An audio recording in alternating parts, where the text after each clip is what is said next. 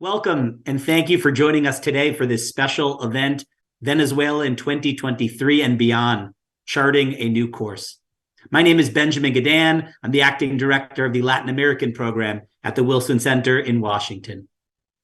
The prolonged humanitarian, political, and economic crises in Venezuela are of deep interest to our program and to the Wilson Center. Venezuela's democratic collapse and governance failures have caused immense human suffering and led to the most serious migration crisis in recent memory for this region. In response, democratic international actors, including the United States and in Europe, have attempted a range of strategies to dislodge the authoritarian government of Nicolás Maduro. These strategies have often leaned heavily on diplomatic isolation of the regime and an extraordinary set of sanctions, targeting not only individuals, but critical economic sectors, including the oil industry. The United States and its partners formally recognized an opposition lawmaker as Venezuela's president.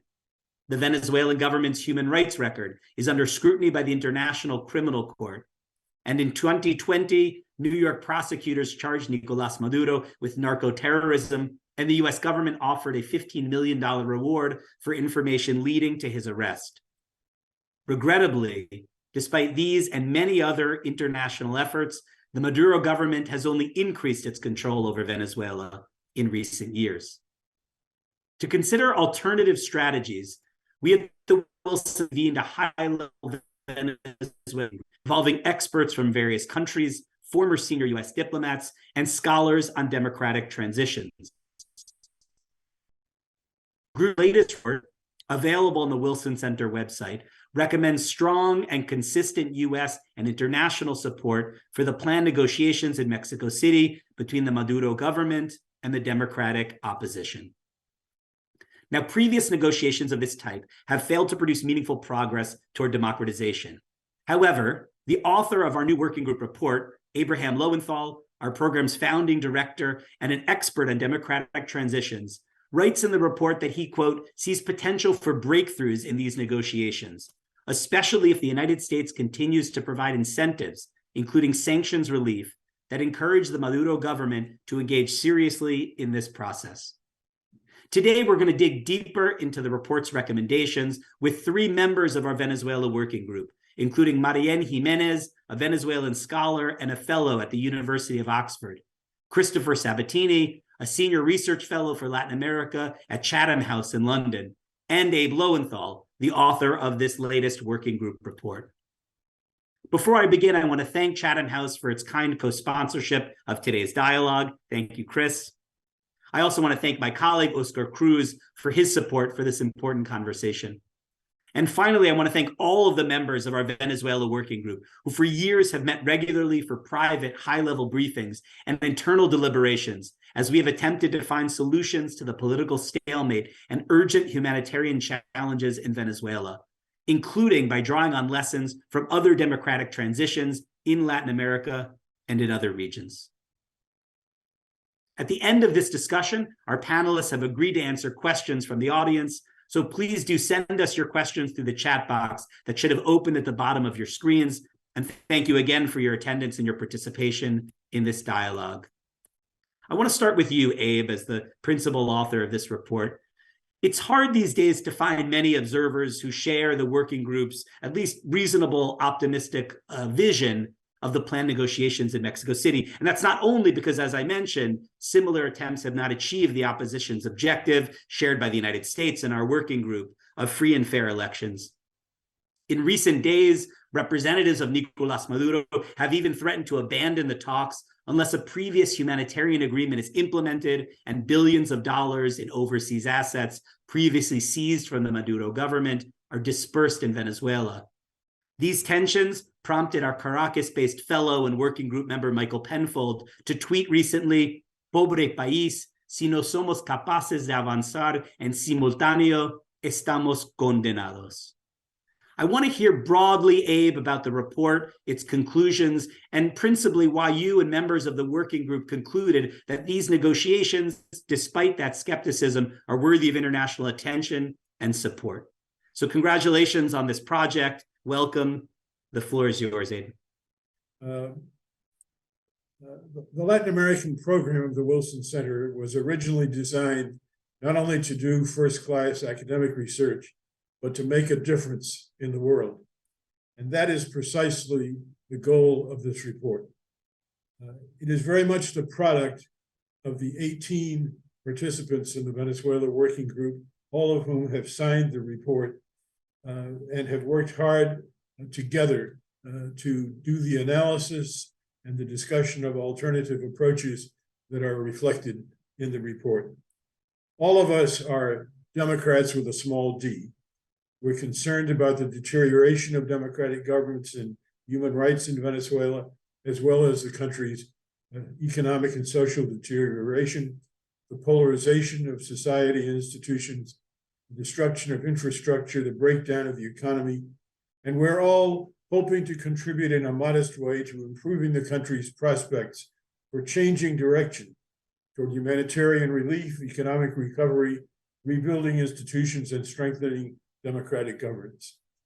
Our report covers quite a bit of ground, more than I can adequately summarize in the time available.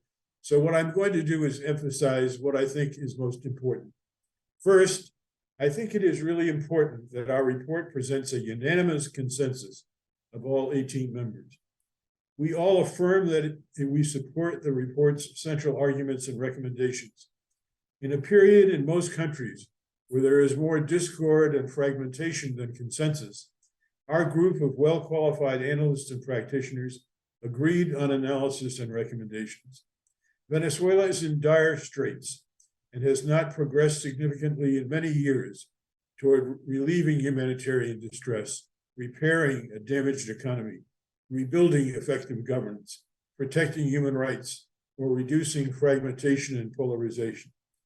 Neither the Venezuelan government under Maduro nor the democratic opposition that was organized until recently as the so-called interim government has made substantial progress at solidifying popular support, nor in solving practical problems vital to the whole population of the country.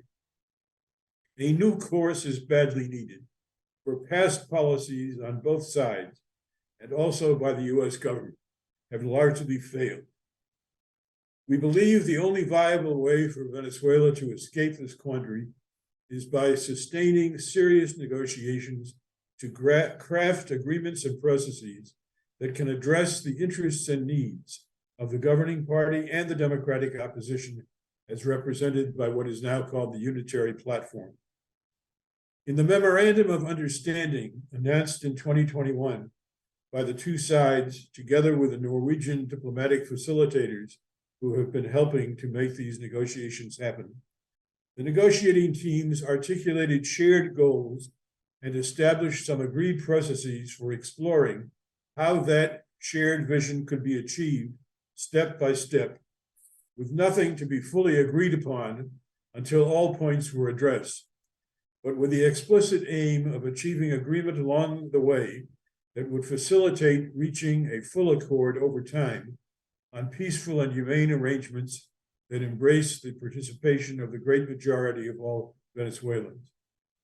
We believe the time has come now for all-out efforts to undertake earnest and sincere negotiations under the leadership of Venezuelans, conducted by Venezuelans, with appropriate support from members of the international community who can offer assistance. Our report sets forth in concrete but general terms the issues that have to be faced, processes that need to be designed and executed, stages and sequences that might make progress more achievable by turning first to issues where the interests of the parties are closely aligned, for example, in delivering humanitarian assistance and rebuilding infrastructure, and thereby building new habits of association and patterns of cooperation while creating the basis for greater trust in moving toward a better future. We recognize that such negotiations are unlikely to produce rapid and complete results that satisfy us or others, and that such important goals as effective democratic governance and robust economic recovery are unlikely to be achieved quickly. But we think that substantial progress can be achieved and that there is no more promising or viable path for doing so. And as you, following this, and participants who are interested in Venezuela, think about our report, keep in the back of your mind what you think is the most promising alternative to our approach. It's hard to think of one. The maximum approach adopted by the interim government and the US government, or vice versa perhaps, has failed, and it's time to understand that.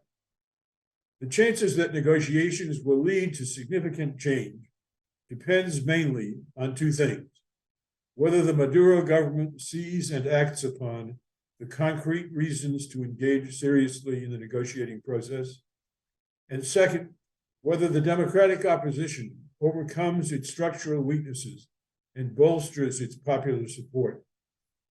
Marianne Jimenez will talk more about that. There are a number of things that the opposition would have to do to become truly a viable alternative in Venezuela. Doing all of this successfully will no doubt require, in the negotiating process, hard bargains and painful concessions on both sides.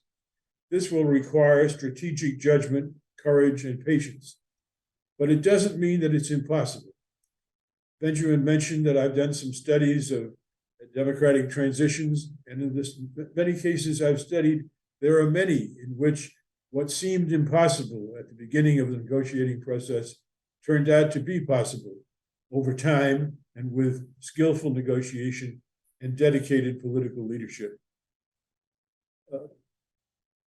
We discussed several aspects of the background to negotiation. We argue that Venezuela is more ripe for serious negotiations now than at any previous point, and try to explain why. We underline the preparatory steps that have already been taken to demonstrate good faith in seeking compromises and mutual commitments. And we point out changes in the international, regional contexts, which Chris Sabatini will address in his remarks, and in Venezuela's own internal dynamics that may help open up opportunities for compromise. We urge the parties without delay to do practically problem solving on humanitarian and economic issues. We urge that they begin very soon serious attempts at reinstitutionalizing governance and electoral systems, and that they develop procedures for engaging broad participation by Venezuelans in the country and abroad in open, free, competitive, and inclusionary elections, internationally monitored for the municipal, regional, and national elections that are anticipated in 2024 and 2025.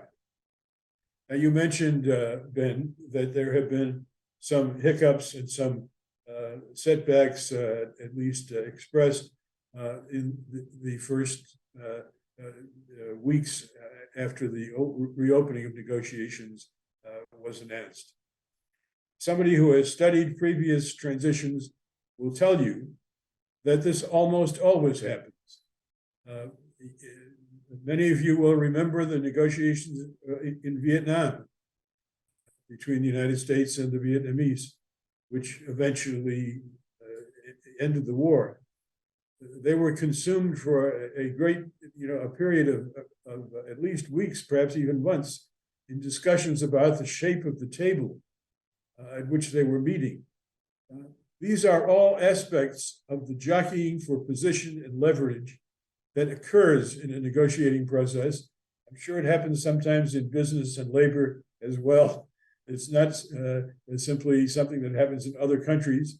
And this is something that we have to take into account. We have to take into account that even if there is progress, there will be detours, there will be setbacks. This is part of what you have to have in your mental map as you look at the negotiating process. We cover a number of other issues in details in broad strokes in the report, but the common underlying thrust is that we give serious negotiations a real chance, and that the international community has a role to play in helping to support this process. Those who undertake these negotiations and try hard to reach compromise settlements should not be attacked, as we predicted they would be, and as is in fact happening, as appeasers, traitors who are either ignorant or naive.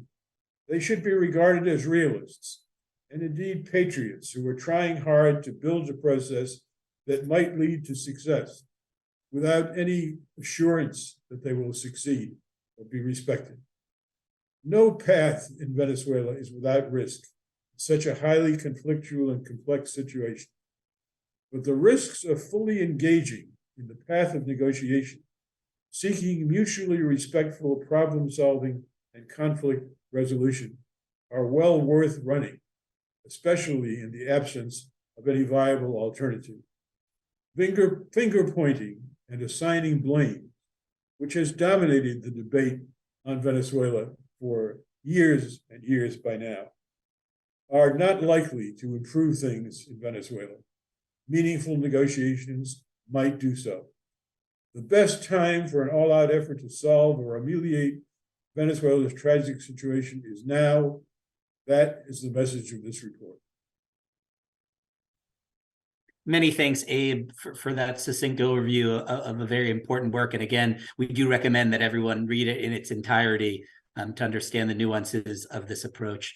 Christopher, I want to turn to you and leave the U.S. foreign policy perspective for a moment to see how European actors, other newly elected Latin American governments are viewing international strategy toward Venezuela. I'm speaking now of those that broadly share the U.S. objective and the objective of the Venezuelan opposition, which is the democratization of the country and humanitarian responses. It's important to acknowledge that not everyone in the international community shares those goals. In this case, we're focused on those who broadly have the same vision for Venezuela, but have not always agreed to coordinate on tactics. I would just note that it appears that the U.S. administration currently shares some of the ideas that Abe has laid out and that are represented in the report, and seems willing to support negotiations actively and strategically, using potential sanctions relief as a tool. Christopher, how is this perceived from London? How are other international actors addressing the Venezuela crisis? Well, thank you, Ben. And I want to thank everyone for the invitation to participate in the working group. It's been an honor to do so. I will also, like you, Ben, would encourage people to read it. It is a well-written, and unfortunately I'm getting a call, well-written, insightful and original report. And I think it goes to the point that you'd mentioned, Ben, and we're alluding to, Abe. It really does, I think, begin to start a much-needed conversation within Washington on the policy changes and shifts in terms of public opinion, and an exit, if you will, to this standoff that's gone on way too long. We also at Chatham House, I participated in this working group, but also in Chatham House, we've been having discussions with European governments, as well as the UK, which no longer, unfortunately, is a member of the EU. That's a different matter. And I can say that, with some conviction and some certainty that, by and large, the EU and European member countries do support the shift in U.S. policy. In fact, many had expressed frustration, even during the previous administration, at sort of an approach in which I followed a prominent Venezuela person in the State Department who's a political appointee trip to Brussels, and they said that the sense was, this is our way, come on along, please join us. There's a sense now that there's a much more open cooperation, that the United States is trying to engage them in this collective strategy, and that the U.S., unfortunately, is the 800-pound gorilla. It is, while the EU and other states have imposed sanctions, most of those, the other states, have been personal or targeted sanctions. The U.S. is the only one that has imposed the maximum pressure campaign or sanctions on investment, commerce, and financial sanctions on the state and PDVSA in ways that arguably has brought Venezuela to the table. But I can say in my discussions, including in the UK, that there is a fair degree of support for this new opening, and also a willingness to cooperate in the US and trying to gauge these sanctions to bring people to the table. Europeans too, whether it's the EU or Spain, Norway, as well as, not part of the EU, but as well as other countries, have also sort of joined in enforcing the importance of the negotiating table. There is a risk that, and they all recognize that there will be distractions of the sort that Abe mentioned, delays. There'll also be attempts perhaps to create other parallel forums away from the Mexico City negotiations. But the European Union members that I've spoken to and other European countries have said repeatedly, we have to keep the focus on the Mexico City negotiations and not allow ourselves to be distracted. Many feel frustrated by the Maduro government's past efforts at delaying and even torpedoing past negotiations. So they have no illusions about the Maduro administration's intent or games, but there is a sense that this is an opening. And the sense also is the opening from the 2024 planned presidential elections and the 2025 parliamentary elections as a potential exit. The European Union in 2021 and the regional elections sent an election observation mission headed by Isabel Santos, who's a European Union parliamentarian, to observe the elections. Her report, and this is mentioned in Abe's working group summary, produced 23 recommendations on electoral conditions that are necessary for free and fair elections. All the European Union states stand behind that, and they believe this also has provided a way in which we can focus the negotiations, or they can focus the negotiations in Mexico City, and they stand committed to that. I will say that there was a lot of distrust over the European Union's sending of the election observation mission, but in fact, they produced the most coherent, consistent, arguably even the most democratic document on how to move forward. And this is the intent is to use that. Now, the question is now also in Latin America. There's been obviously a wave of elections in Latin America that have changed the political and partisan horizon in the region away from 2019, when you had a much more mixed and you had a number of more conservative governments that led to the formation of the Group of Lima that supported the Guaido government and supported sanctions and many of the U.S. sanctions. Obviously, that's changed with elections in Mexico that elected AMLO, elections in Chile that replaced Piñera with Gabriel Boric, elections in Peru that now produced a vice president and a coup attempt by Castillo, and elections in Colombia, which chose Gustavo Petro, and of course, most recently, the elections in Brazil that returned President Luis Inácio Lula da Silva to the presidential palace. That also changes the dynamic. But it's not entirely a positive dynamic. Let's be honest. In the past, we saw under his previous time in office, President Lula encouraged the incorporation of Venezuela into Mercosur, despite Mercosur having a democracy clause in which Venezuela was clearly in violation. We've even seen recently with the coup attempt by Castillo in Peru, a couple governments in the region of this new crop refused to acknowledge the coup attempt and ask for the return of Boric. That includes AMLO.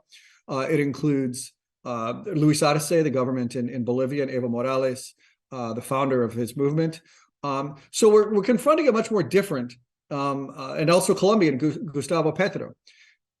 The question is going to be how to separate those concerns about individual cases with rallying some sort of broad-based Latin American support for an electoral solution.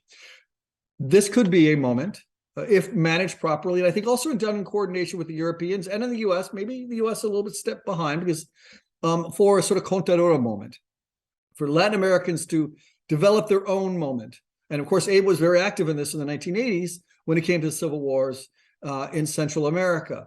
We could see a moment here when Latin American governments do step up and jettison some of their embrace of the past abuses of the Chavez and Maduro government to work with the Europeans in some sort of negotiated solution. Again, the negotiations are key to that, and rallying Latin American governments to focus on those and press for those and press for demands, I think, is going to be very much key.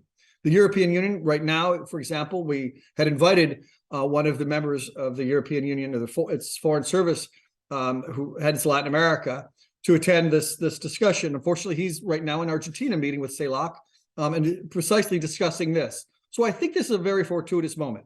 This is not to make it sound naive or even Pollyannish, but I think we see for the first moment of opening and the signaling on the part of the Biden administration to try to leverage sanctions in a meaningful way to accomplish goals and objectives that heretofore have not been moved, even gotten close to, because of refusal, sort of a maximalist strategy of the embargo or the sanctions or nothing.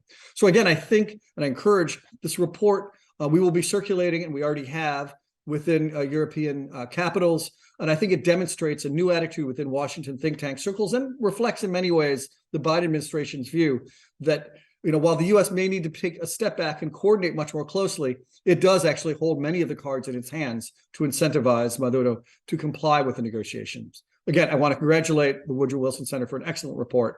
And again, I'm very proud. And I encourage everyone to also look at the group of signatories. It's a good, diverse group. And I think the consensus reflects a real change in attitudes on that. Thank you. Many thanks for those insights. Many thanks for your participation in the working group, for your contributions to the report, for your help promoting the document and making sure it has the impacts that we hope it will in European capitals, in Latin America and elsewhere. So thank you, Chris. I wouldn't do that if it weren't good, by the way, Ben. So it's a reflection of the quality, not just the fact that I'm altruistic. Excellent. No, we take that. We take that. Your criticism would come if it were merited. So we appreciate your praise even more. So thank you, Chris. Marianne, I want to turn to you. I know you're having some connectivity issues, and so if you can only participate through audio, that's just fine. And we want to look at what the negotiations look like from the perspective within Venezuela, your contacts in civil society in Venezuela. Is this seen as the most likely and most productive path to reforms, to addressing humanitarian challenges in Venezuela? Are there other efforts we should be aware of in the international community and supporting that involve civil society actors? I think, even though we're obviously all very interested in what international actors like the United States and Europeans can be doing, we recognize that durable change in Venezuela will come from Venezuelans, will come from domestic actors. And so it's essential for us to understand how it's seen inside Venezuela. We know that you're in conversations with courageous Venezuelans who are engaging on this every day on the ground. Well, thank you so much, Benjamin. Hello to everyone, and thank you for the invitation. This is a great panel, and congrats, Abe, on this fantastic report. I think you make a lot of really good contributions precisely at this moment in time where the negotiations are still ongoing.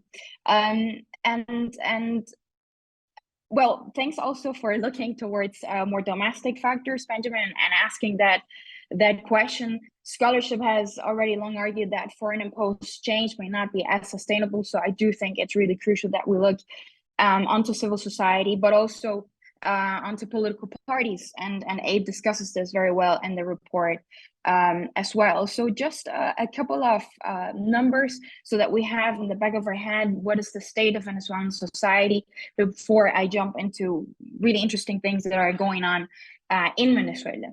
The humanitarian emergency, as you said, Benjamin, still continues. According to data of last year, 53% of Venezuelan households were living in extreme poverty, according to Incovi. The monthly salary of a teacher is $6, and there's rising inequality that we can see and read from other reports as well, from human rights organizations and so forth. And we have to think about this in real life terms, right? So people who don't have access to dollars don't have access to running water, electricity, fuel, access to food or medicine, given that the state capacity of the Venezuelan state has diminished under this government. It's very limited. We're talking about a fragile state. Venezuela is also a country in which ordinary citizens spend much of their time trying to solve problems caused by these erratic policies and democratic decay. So as you can anticipate, the word negotiation seems far away for many people who are trying to solve, very daily problems. Like I said, like trying to find the dollars to buy some water, to even have access to cooking, etc. So these conditions create, and this is my point, a set of difficulties to be agents of change, right? At the same time, and I think this is the fascinating part of this story, as of now, society is still very much active. So just a few thoughts on protests and organized civil society. According to the Observatorio Venezolano de Conflictividad Social, last year alone, there were over 5,600 protests. And out of those, over 4,300 were related to social rights. In January this year alone, there have been over 400 protests organized by teachers and professors, but also civil servants who have largely mobilized during these first weeks of January. And only 2 days ago, on the 23rd of January, which is an iconic date for Venezuelan history, there were protests all across the country. during which society claimed for social security, labor rights, and political participation. So this tells us that despite the humanitarian emergency and despite the authoritarian conditions, a critical group of Venezuelans continue to mobilize, of course, on a different scale compared to previous years. So now the question to me, and I think something that we should discuss is, have in the back of our heads, why are people going to the streets? Why are they mobilizing for? And I think this is also a message to political parties and to actors within the international community. The demands are, in fact, mostly related to social and economic rights. So some might think Venezuelans are not interested in political change anymore. I wouldn't jump to that conclusion.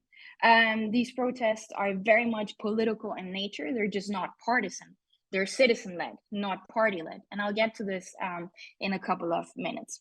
Now, if we look beyond these protests that are happening at the moment, have been happening for a while, we also see civil society groups who continue to work on a daily basis on different fronts.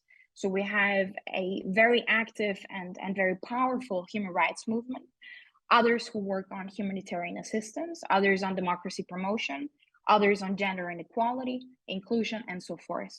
So there's definitely, again, a critical group of people who, in spite the circumstances, do important social work that will continue to be essential for any kind of transformation and restoration of the social fabric in Venezuela. Now, we also have to say that it is becoming more dangerous, in fact, and difficult to do this kind of work. There's always been this threat of repression and criminalization, and it's actually currently also on the table, but also economic pressures and lack of funding to do this kind of really important work. So it seems essential that regional and international actors continue to support grassroots efforts in Venezuela and pay attention to how the state and the governments react to this work and their activism. Abe mentioned something really important in the report, which is the strengthening of a vigorous network of civil society organizations. And I agree with him. Looking forward to any conflict resolution or negotiation, I think more attention could or should be paid to transitional justice, memory studies, and in general, more impact-driven research so that Venezuelans can think about how they want to rebuild their state and society. And something that I have gathered myself through field work, but also interviews, is that activists are very much in need of research and an updated, reliable data to be effective in the mid and long run. And if I still have a couple of minutes, I would like to talk a bit more about political opposition in Venezuela. Another point that Abe really discusses well in his report. It is true, as he says, that the opposition camp deals with structural weaknesses and a limited support base. And these weaknesses, as we know, have to do with repression. It has been exposed to, as I argue in my own work, but also with, let's say, erratic or incoherent strategic choices that some have prioritized over time. And here I'm referring to maximalist and extra-institutional strategies pushed forward by some groups within the opposition. So looking forward, it will be very important to reactivate a more productive coordination and a collective action plan so that political parties can become really, again, important to Venezuelans, and looking forward to the presidential elections as well.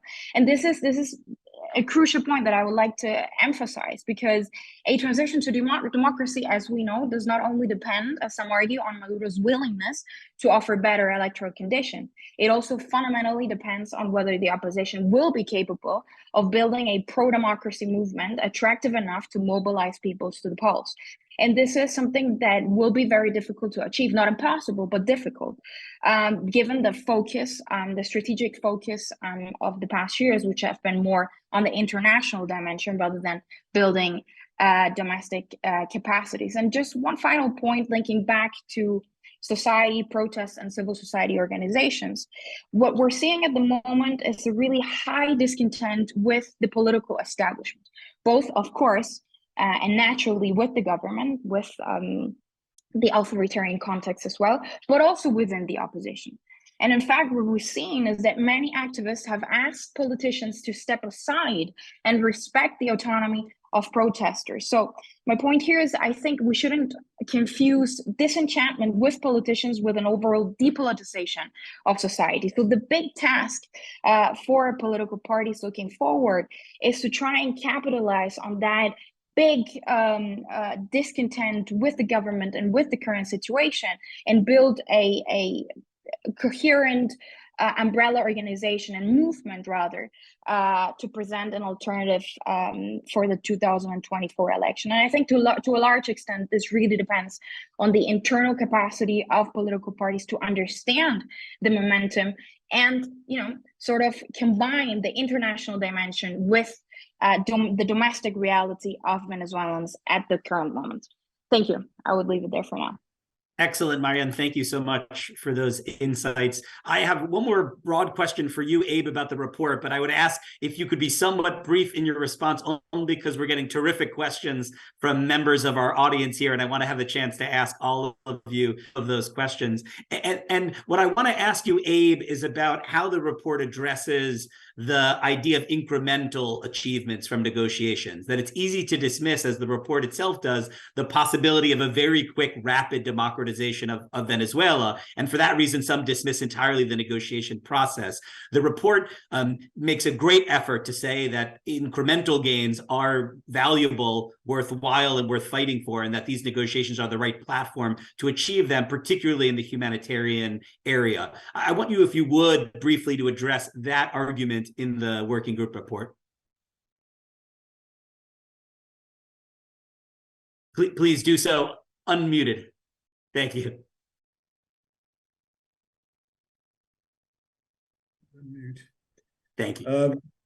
Thanks for the question. This is where, for my part individually, I came to the exercise of working with the Venezuela working group on this from the background of having done a study together with Sergio Bitar of 9 cases in 5 continents where democratic transitions occurred. And the thing about transitions from authoritarian rule is that it's inherently implausible, or at least very difficult, in a country where there is a monopoly of force by a repressive government to imagine the way that this can be changed. No matter how much discontent there is, you're up against a powerful government with the means of force and repression and so on. And what we learned from the 9 cases that we studied was that if you don't expect to achieve this in one big step forward, but rather in a number of different steps that build on each other and open each one somewhat more possibility in one area or another, there are possibilities of it coming together and really changing the balance of force and opinion within the country. And I think that's something really to pay attention to. The more you know about other cases, the less unique Venezuela seems to be. When you talk to people in any one of these countries and you do interviews, as we did with major political leaders, they will all tell you, well, I'm not sure you're going to learn much from our case because our case is unique. They're all unique, but they also have certain patterns. And one is, for example, and I'll end with this, Patricio Aylwin, the leader of the democratic opposition in Chile under Pinochet, there was a question whether to participate in the plebiscite that was part of the 1980 constitution imposed by Pinochet, a plebiscite which in advance was agreed there would be only one question: should the government have another 8 years term, an additional 8 years, yes or no? It was implausible that the no would win an election run by the dictatorship itself. And a lot of the people in the opposition were saying this is a completely illegitimate thing. It doesn't make any sense that we should answer their question. They're going to fix it, and so on and so forth. And yet the no won 52-48. Even then, Pinochet wouldn't have accepted the outcome. But the head of the Air Force went on television that night and said The armed forces of Chile has understood the results of the popular plebiscite and will respect it. And that was it. You don't know how these things are going to end, but incrementally you can get closer, build leverage, get out of the bottom of the well, and begin to operate more freely in the way that Marianne was just talking about. Excellent. Many thanks, Abe. And I'm grateful for you to address the deep skepticism about the value and possibilities of negotiations. And Chris, that's what I'm going to ask you, summarizing several questions that we've received from our audience, which really ask about what incentives the government might truly have in Venezuela to seriously make concessions here. The report does address this. I'm going to let you summarize it, but also offer your own insights. But just to let you know some of the reasons for skepticism that I'm hearing from our listeners, they include that the government itself is more consolidated. As you point out, Chris, it has friendlier neighbors and other governments in the region that are less inclined to be pressuring and isolating the government there. The United States has re-engaged in the energy sector in Venezuela. The opposition appears to be fairly divided at the moment and is in a period of transition. For those and other reasons, advocates of these negotiations like Abe face a great deal of pessimism, so much so that it can be paralyzing for those who would otherwise engage and support the process. Chris, why would Maduro make any concessions and seriously engage in talks right now? So I guess my first answer, and somewhat obnoxious though it may be, is what else is there? Invasion? Continue waiting? Another, we got another, 10 years, 20 years, 30 years, 40 years, we could reach the goals of the Cuban embargo. The truth is that we have to sort of take this as a moment, imperfect as it may be, with a healthy dose of skepticism. But I can say the conditions now are far better than they were under past negotiations. And in fact, I wrote a piece for Foreign Affairs at the time under past negotiations titled, rather pessimistically, Doomed to Fail. Part of the reason was that they weren't based around concrete human rights objectives, drawing from actually past successful negotiations, whether in the Balkans or other places. These are based, the current round have specific objectives. The human rights objectives are clear. They could be done more to create a parallel table on human rights, but we have the International Criminal Court, which is maybe about ready to hand down indictments on crimes against humanity. There's a far better body of evidence and a momentum around electoral and democratic and human rights than ever before. And there's far greater consensus, certainly within Europe and within the United States and the US for the first time now. We can criticize the maximum pressure strategy, but it probably is what helped bring Maduro to the negotiating table. And the US is now trying to use sanctions for what they should be used for, which is leverage, not just a punitive tool. So it's not a perfect condition. So is the government more consolidated? Yes, but it should be pointed out that this is a government that still very much craves international respectability. It does. You can feel it. It wants, and maybe in the sense the interim government did a good job of, for a short time, marginalizing the government, and now it's seeking to try to integrate itself, ingratiate itself even to the better graces of the international community. That's not insignificant. The second is on the friendlier governments around the region. We have to watch out for a lot of hyperbole and alarmism. Petro's decision to normalize relations with Venezuela makes actually sense for a lot of Venezuelans who are living in Colombia. Now they can get documents, they can pass back and forth. There are positive things here. Recognition is not a binary question. It's a matter, there are benefits that can be, and in fact, that is also something that also be leveraged, is other recognition of the Maduro government over Guaido is something that can be benefited. Right now only about, the Guaido government no longer exists, but at the very end, only 9 governments recognized the Guaido interim government.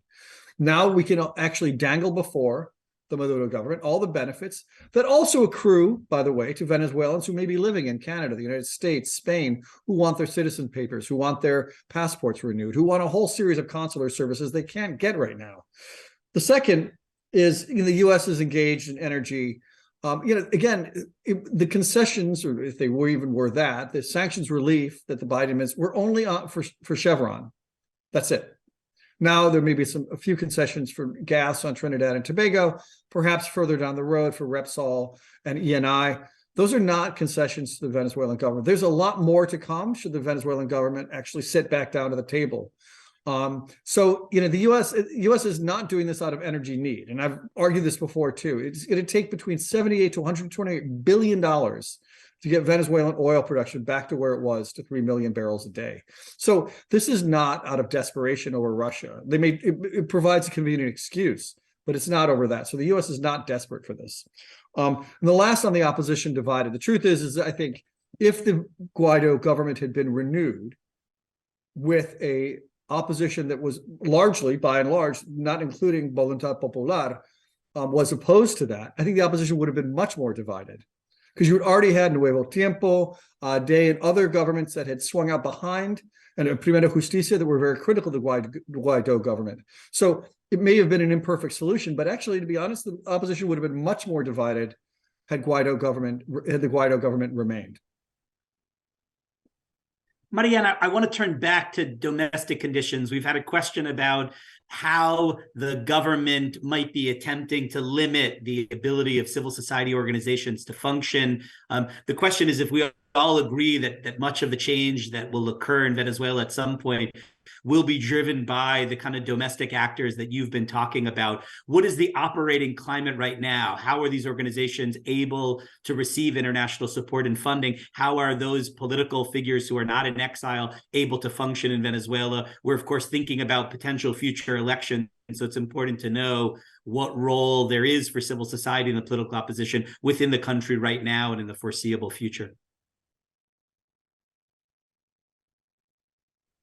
Well, as we all know, the conditions are pretty terrible and dire. And if we just think about just one freedom of speech or freedom of assembly, is very limited, right?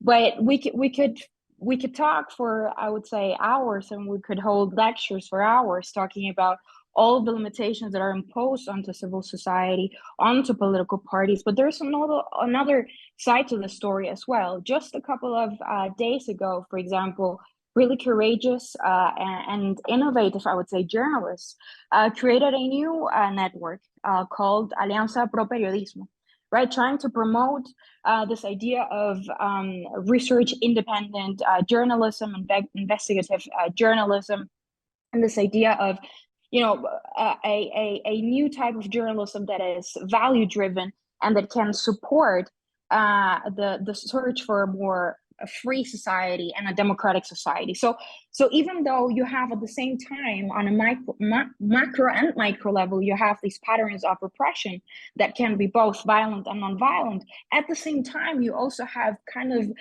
enclaves, democratic enclaves of people who get together, think about ways of trespassing, let's say, those barriers, right? And so you see this, for example, in the case of these journalists.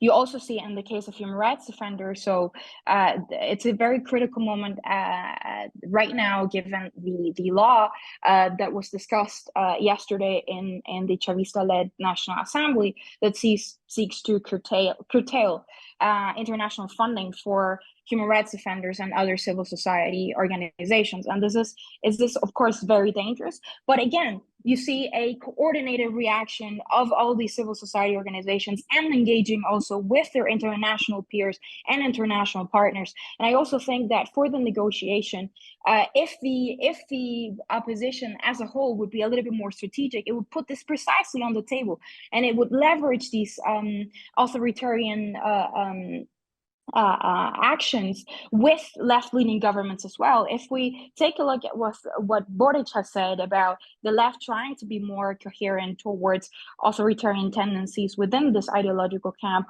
or when you take a listen to Lula when he says he wants a respect for Venezuela and respect for the self-determination of people, this is precisely where you have a really interesting space to discuss the possibilities of this government to watch over Chavismo and signal out that they have to comply, with democratic norms. Or I know that this may sound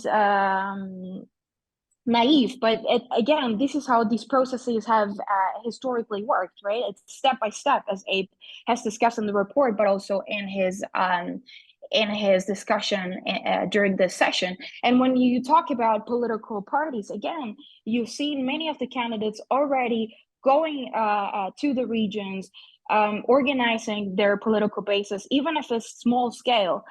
Today it will be 10, but maybe tomorrow it will be 20. And if you don't have the first 10, you won't have the next 10 for the week after, right? So you've seen parties like Primera Justicia, Un Nuevo Tiempo, reorganizing their bases, re-electing their political leaders and structures. In the case of Un Nuevo Tiempo, very interesting as well, their ideological congress. So everything that mobilizes around organization building and capacity building, I think, in my view, will have a better turnout than just focusing on the collapse of the government, which we know hasn't worked so far. Many thanks, Marianne. Abe, I know you have a reaction to that, and please offer it. I also want to ask you a related question, which is, we've talked about the importance of Venezuelans driving and leading this process. You've talked about it as well. As Christopher's pointed out, many Venezuelans are not in Venezuela. And so we have a question that I think is worth thinking about, which is the role of the Venezuelan diaspora, not only exiled political figures, but other communities that are in Europe and places like Spain, that are in the United States and South Florida and elsewhere, that are throughout Latin America or in Colombia. How to mobilize, what is the role of those communities in pressuring their host governments and in coordinating this effort to promote negotiation. So please feel free to react to Marianne, and also please direct question if you would. Well, first of all, in answer to your direct question, I guess I'm on. In response to the direct question, I do think that part of the negotiating process and part of the process of setting up the basis for internationally monitored free and fair elections, in which there is some kind of symmetry in terms of ability to campaign and resources and so on and so forth, access to the media. I think the question of facilitating the vote by people in the diaspora is an important part of that discussion. There is precedent for it. Venezuelans have been voting in national elections. That is made more difficult in practical terms by the breakage in diplomatic relations between Venezuela and the United States, because it's embassies and consulates that really manage the electoral process. And this is one of a number of ways in which the United States has limited its own capacities, because at our initiative, we don't have diplomatic relations. That's now reciprocal. And so we don't have an ambassador on the spot. We don't have the ability to give visas on the spot easily, and so on and so forth. So this is one of the many details that needs to be looked at. The general thing that I contemplated saying, that I'll try to say quickly, that's very much a personal observation. In my opening remarks, I was trying to reflect faithfully what the 18 people in the Venezuela working group agreed on. Now, at a personal level, I want to explain something about how I approach these issues, which has to do with general mindset. And I think a lot of foreign policy, for example, on the Cuba issue, has to do with general mindsets, rather than with some specific way in which the United States is threatened by Cuba, which really hasn't been much of an issue for a long period of time. When we started at the Wilson Center, the O'Donnell, Schmitter, Whitehead, Cardoso, Hirschman, Lowenthal, and small print project on democratic transitions, it was a period in which almost all the governments of South America were authoritarian military governments. And the project was set up to study, investigate, reflect on, design means of combating authoritarian governments and trying to produce democratic transitions. At that time, in the Wilson Center, we were in the Castle building of the Smithsonian at that time. You could hear in the corridor people saying things like I imagine several people have said on the chat, which I'm not seeing the input. Skeptical, basically saying, you know, these are nice people and who've written this report, but it's wishful thinking. It's wishful thinking. I said at that time, I've heard about the discussion of this new project, that it's wishful thinking. I think we ought to look at this in a different way. We ought to think of what we're doing as thoughtful wishing. Wishing because it's based on norms, it's based on desires, it's based on a belief in democracy and in representation and in self-determination and so on, which are values that are widely shared in the United States, in Venezuela, and in a lot of places. But in asking how we can end an authoritarian government, we have our values and we have our goals, but to do something about it, we have to do it in a thoughtful way, that is, in a way which is based on thinking, not simply on emotional reaction or judgment, but rather on what is the most viable strategy for dealing effectively over time with the problem. And I think if you put that mindset on, it becomes easier to understand our case and much more difficult to dismiss it as simply wishful thinking. Can I say one thing, Ben? Please do, Chris. So having read those volumes, having my memory of them, the multicolored volumes on my bookshelf in graduate school, still very much in my mind. Probably you went to grad school later, Ben. I don't know if it had such an influence on you. But in the conclusion, the tentative conclusion, that was the title by Philippe Schmitter and the others, he says basically that the processes that led to the transitions were not rational in the sense that the actors were not trying to power maximize. And in this moment of flux, of change, you get unexpected outcomes in terms of the calculations that actors make that you wouldn't have imagined beforehand. And that's, I think, what we need to keep in mind, is that these processes of transition and change create moments of uncertainty for actors to recalculate their own strategies in ways we wouldn't have expected beforehand. And that's what we very much, not to sound aggressive on this, but I think any process, and this is what Abe and also his project with Sergio Bitar, is that these are not, you cannot preordain what will happen. You need to understand that you have to create a series of uncertain outcomes and encourage some activities that simply may not seem rational in the beginning, but then produce outcomes that you wouldn't have expected. Excellent. Marianne, we just have 2 minutes left, and I'll ask you to use just one of the two to give a general sense of what you predict over the next weeks, months, or maybe just days conditions. I mean, what Chris first explained and Abe as well is that it is hard to predict, and for that reason, it's important to remain at least somewhat optimistic and to create platforms so that the unexpected can happen, and ideally, in this case, unexpectedly positive advances from talks. Is that how it feels in your contacts in Venezuela, that there is some reason for hope at the moment? So let me first add to this very interesting discussion that Abe and also Chris added to. I think we have to bear in mind that autocrats don't just surrender or give up power because they at some point want to, right? So it's really important that oppositions and civil society, or those actors who are even also within the international community, are interested in promoting conditions that can, at least try to facilitate that change. They have to impose dilemmas back onto authoritarian governments, right? And those dilemmas come from different fronts. And one front, at least, as we've studied from other cases, is precisely to create a movement, right, that is nationwide, that is based on shared values, and that multiple sectors of society can identify with. So at this very moment in time, it's very hard to predict. Some people think that the opposition will get its act together. On a personal level, I, of course, hope that they will, but I would be more cautious on that front, because at the moment, those divisions and those cleavages are very deep rooted.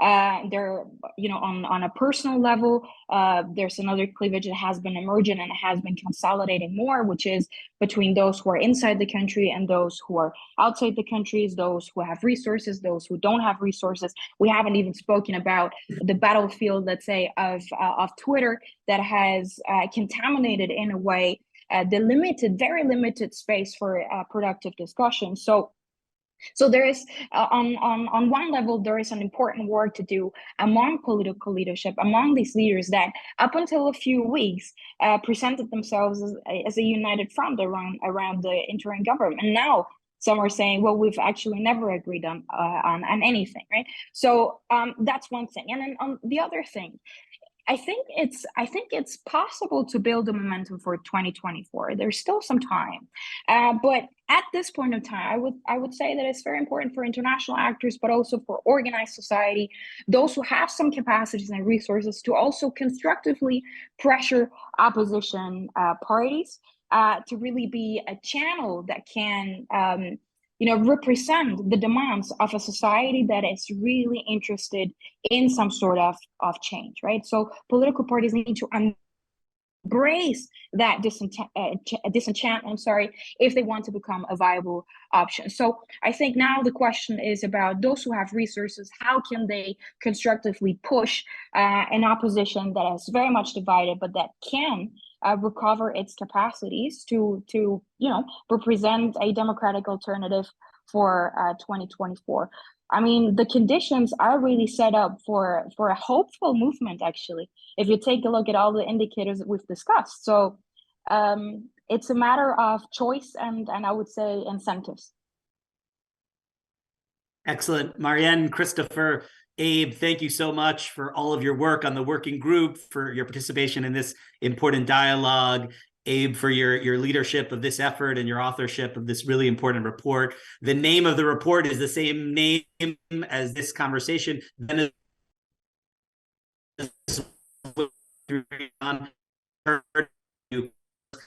Everyone to download it from our website, wilsoncenter.org. Read it, to interact with us and share your ideas moving forward. We'll continue to try to generate conversation and policy proposals here. So thank you again. Thanks for everyone's interest in this event. And please stay in touch with us on this and other important issues in the Americas. Thank you again also to Chatham House for its generous partnership here, and you in particular, Chris.